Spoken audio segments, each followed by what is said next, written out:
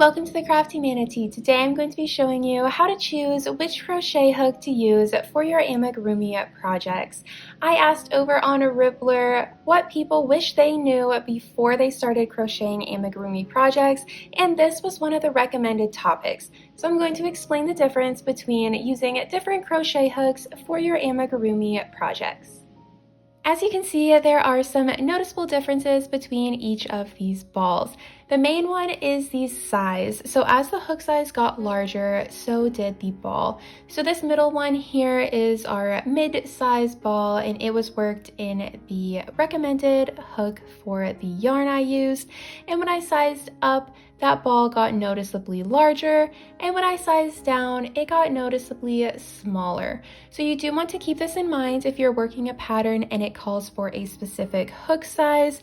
If you use a larger hook, your finished product is going to be larger, and if you use a smaller hook size, your finished product is going to be smaller.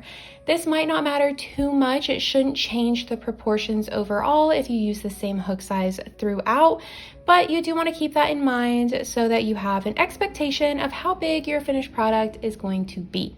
Another main difference is that as the ball got larger, so did these holes between each stitch. So as you can see, between the smallest hook size here and the largest hook size over here, those holes between stitches become noticeably larger. This does become a problem because if your project is stuffed like amigurumi almost always is, that stuffing can start coming out between the stitches. So I'll show you on this middle one here. You can see that there are some gaps between each of the stitches, but it's not too terribly bad.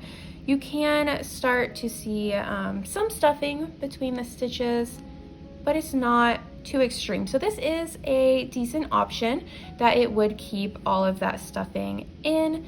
But with this large hook size, those holes are very large, and I just crocheted all of these balls, so they haven't been used. It's not like a child's toy that has been used over and over again. I just made them, so stuffing hasn't started to fall out yet. But if I did gift this to a child, I'm sure that the stuffing would start coming out pretty quickly as it was played with. You can see as I stick my needle in there, you can start to see that stuffing, and you can see how close it is to the edge there and how easy it would be to come out. So I personally do not like using a hook size that is larger than the recommended hooks for your yarn. On the other hand, we have the smaller hook size that is a size down from the recommended hook size on your yarn label, and these holes are very, very small. So there's really not a whole lot of room to get any stuffing out. You can see my needle just barely goes into the hole. You don't see as much stuffing between each of the gaps, which is what you want. So this is the size that I personally use, is I size down 1 millimeter from the recommended hook size. And those are the two main differences between using different size crochet hooks for your amigurumi projects, and that is the overall size and the holes between each stitch. So I personally like to go a size down from the recommended hook on your yarn label. So for example, this recommended hook was a 5 millimeter crochet hook. I size down to a 4 millimeter crochet hook when I'm using that yarn for amigurumi.